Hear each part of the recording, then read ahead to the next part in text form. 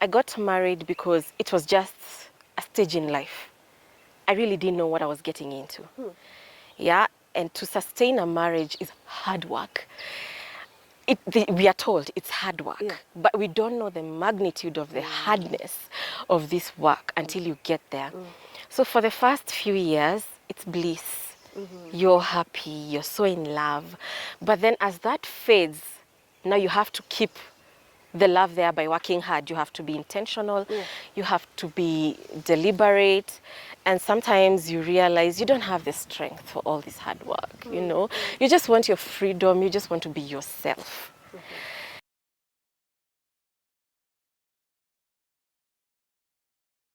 Because you realize that you matter, your needs matter, and you cannot just die trying to satisfy someone else's needs or trying to fulfill someone else's life. And you're not doing anything with your life about yourself. And you know, life is to be lived, life is to be enjoyed. It's a gift. Every day that you wake up, it's just a gift. So you cannot just keep wasting away. And you mentioned that we are so quick to fault find. We are always looking at alifanya hii, alifanya hii, ulifanya hii. And sometimes it's just, it's not everybody who's signed up for marriage. And I think we need to spread this information. And we are not against people getting married. By all means, people should get married if they want, if they're signed up for it. But I feel like we are not adequately prepared for what that is. True. You know, you go to primary, you go to high school, you get into campus or college, you get a job. Those are the ideal stages. And then after that, what do? You get married. After you get married, you have kids. But we don't have people telling us, by the way, reality check is this, this, and this. You might go through this and this. In marriage, you have stages. You have the honeymoon stage and the power struggles and all the other stages. And nobody walks people through these stages. And then you find so many unhappy people in unions, and they cannot speak out because, my God. Yeah. Why are you being so ungrateful? Yes. Na uliolewa. Yeah. Like, why are you complaining? Have you gone for therapy? I don't know. I can imagine for you it was stressful to actually think about having this conversation. Utaambia watu nini? Exactly. You're selfish. You don't care about the children, you know? Yeah. Now, let's come back to this part where you're home. You guys have had the conversation. You guys have decided, hey, this thing is not working, haina potential. Let's split. Yes. How adequately prepared were you to share the news with your parents, like people who are stakeholders in your lives? Well, I was not ready. Of course, you're never ready. Yeah. You know, you're going to disappoint people, people who are invested in your marriage. But then, you know, it's not just about you and your spouse. There's so many people invested in your marriage. Yeah? So, you know, you're going to disappoint your family. Let's start there. And then your friends, of course. Basically, you're going to disappoint everyone. Everyone except you. Except you. Yes. Yeah. And so my family had started seeing signs because, of course, they saw, okay, I have left, what's going on? And I explained. Good thing with my mother particularly, she supports me in everything that I decide. Of course, if I'm making wrong or bad decisions, she'll guide me and tell me, I don't think you should do it this way. Here's my suggestion, but at the end of the day, it's my decision. So with my mother's support, then it was easier for me. My brothers as well were supporting me. My dad came to know about it much later. But when I did finally tell him, I didn't tell him immediately. One day he started noticing my husband is not coming for family gatherings. We have weekend barbecues, he's not there. Then he asked me, where is my son-in-law? I've not seen him.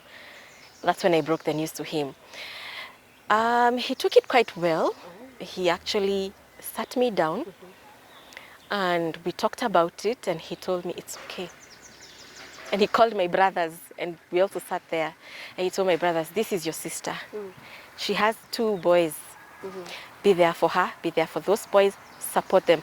I don't know the details. I don't even want to know the details. But you're welcome back home until you're okay to be back on your feet again. And I was so grateful. Now, breaking the news to other people, I didn't break the news to other people. I didn't. They found out on social media and grapevine. and they were shocked and surprised. I believe some people up to today, they still don't know. Yeah, but after I published my book now, most of the people got to know, and nobody has come to me to question my decision. I guess they accepted it. You know, we usually think there'll be so much backlash. But things have changed nowadays. We don't focus so much on the length of a marriage. We are focusing on the quality of the marriage. Quality over quantity. Yes.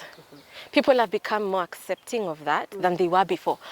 Yes, there's still stigma surrounding divorce, but people are becoming more accepting of the fact that marriages end and it's okay. The stigma is dying down slowly by slowly. And it's a good thing. Yeah. Interesting insight there. Now I want you to take us through your journey of now this conscious uncoupling bit. Like now you've shared the news with your parents. You know, everything is set and you're starting your life afresh. And then this bit now to you writing a book. All right. I have a passion in writing. I love writing so much. So I was writing a book totally unrelated to conscious uncoupling. And I had a mentor who was coaching me through. I took a program for writing. And when I separated with my ex-husband, I felt this weight lifted off of me.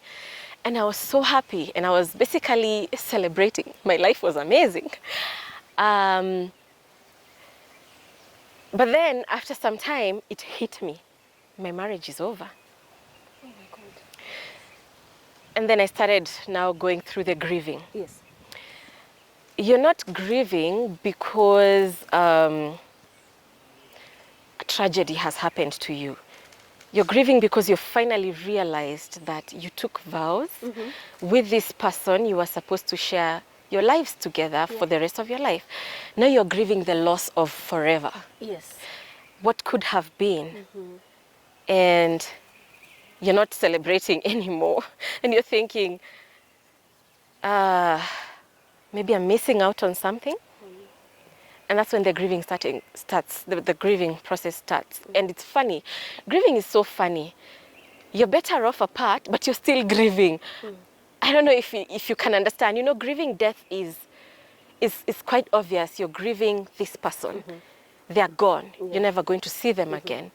But in this case, you're grieving a marriage that has ended, but the person is still there. You can actually ask yourself, isn't this what I wanted? So why am I sad?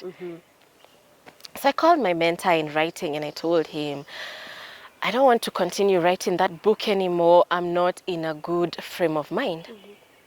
Good thing with him is he didn't just let it go. He asked me, what's really happening? What's going on in your life? And I told him, no, just give me some time. I'll come back. But he insisted. And he told me, whatever it is, we can talk about it.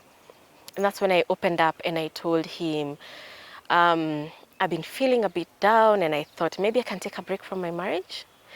That I would feel slightly better, then I'd come back to the marriage and keep working hard to make it work. But when I took the break, I realized I don't have it in me to keep working hard. And so I spoke with my then husband and we decided to end it. And I'm feeling some type of way. And I need to figure out what's happening with me. What is this? And he told me, you know what? You're good at writing. Why don't you write it down? Write your feelings down. It will help you figure out what it is that you're feeling. And I thought, yeah, that's a good idea. And he told me, you never know. It could also become a book. And I thought, oh, but I already have one manuscript ready. And he told me, what's wrong with having two? Go ahead and do it. And that's when I got a very nice journal and I started writing journal entries. They could be daily, sometimes weekly, depending on how I feel. So I could put down my feelings in there and it was so therapeutic for me. It helped me organize my thoughts and feel what I'm feeling authentically. I didn't think that people would read it eventually. So I put it all out there. It was raw. It was so raw and authentic. And sometimes I would even write crying, you know, because grieving is like this. You can be fine today, and then tomorrow something happens that triggers you. Yeah. Or like your child could ask you something, just one question, and it triggers you. And you find yourself, you're back in the pits. And then remember, your partner is also grieving wherever he is. And then grieving has a stage in it, which is anger.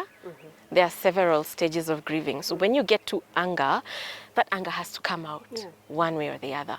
You don't have to, but most of the time we look for someone to blame, something to blame. And so you start thinking, I got into marriage because I was expected to get married. In fact, I think I was pushed into marriage. I know you're angry at your family. It's displaced anger. And instead of taking it out on other people, I was taking it out in my writing. And I would write and I would write, and it became like, it was cathartic for me. And then apart from taking out your feelings in there, you realize, oh, by the way, there's some lessons in here. You're teaching yourself. You're not imagining other people will ever read this. So I would write them down. I've been doing this for years. So I wrote them down and I wrote them down. And one day my mentor told me, okay, can I see what you've been writing? Of course, no, I don't want the world to know this. I mean, this is so personal.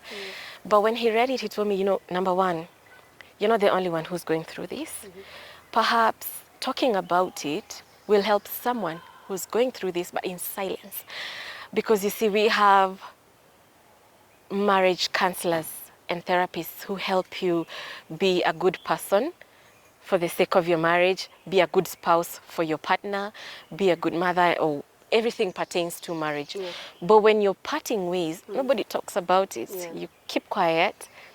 Most people self-condemn. And then they get stuck there. They never heal. You've divorced, but 10 years later, you're stuck there, reliving the past. You can't move on. So if you could talk about this, and someone who's perhaps going through that could read this, they could also open up, let out the feelings, and learn a thing or two, and realize that this is not the end of the world. The stigma out there says you're a failure, you can't keep your family together, nobody will ever love your children the way your ex who's the father loved them, and many other terrible things. But when you see someone going through it positively, and they have not created enemies with that divorce and separation, you have hope. So you could be a foothold to someone else going through it. And I thought, okay, fine. So what happens to my other manuscript that I was writing? He said, let's do this first, you know. And we came up, compiled it, did the editing, did the layout, did everything, and that's how the book came to be. Yeah.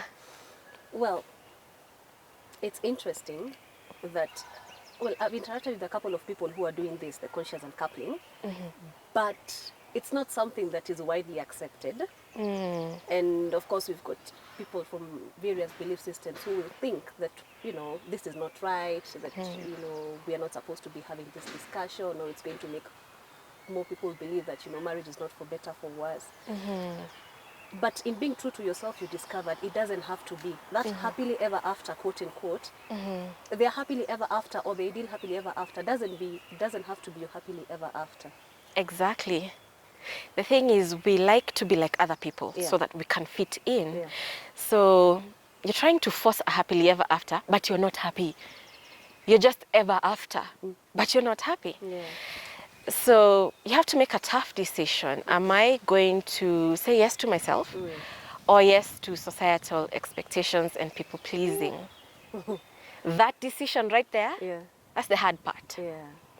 But once you make it and you decide to choose yourself, imagine from there it's just, okay, fine, there'll be downward when you're grieving and everything, but when you've picked yourself up, you've healed, and you're in good terms with your ex and your co-parenting is working well, by the way, it is such a liberating feeling. You'll be glad you said yes. By the way, we are not even we're not encouraging people to end their marriages for flimsy reasons. Yeah. We're just saying, if you have reached that point, you've tried everything. Therapy, you've seen your parents, you've seen church elders, you've done it, but still, you're not okay. Imagine it's fine. It's okay to leave. In fact, some relationships thrive outside the expectations of marriage. Because remember when you were dating, everything was so beautiful, so wonderful. Then you got married, and then marriage comes with its own expectations, and then things start going downhill. If you could go back to being single, you can relate as autonomous individuals without expectations, heavy expectations on each other, then your relationship thrives. And without any pressure to perform. Exactly. Just be yourself, be authentic. Don't be a wife because you've been told as a wife you're supposed to be this way. So now most of the time you're pretending. You're not really being authentic. Yeah? And this person fell in love with the authentic you, not this one who's trying to fit into a box of wife, box of, whatever. Yeah. Take us through your co-parenting journey. How is it for you guys? Because you said just because you guys went separate ways, you guys are not enemies. So I imagine you guys are friends. So this conscious uncoupling thing, you guys hang out. I mean, explain to us the co-parenting bit and your relation after marriage. Yeah. All right, as I said, you can be celebrating the separation, and then you get to a point it hits you, God, it's over, and then you look for people to blame, the anger and everything.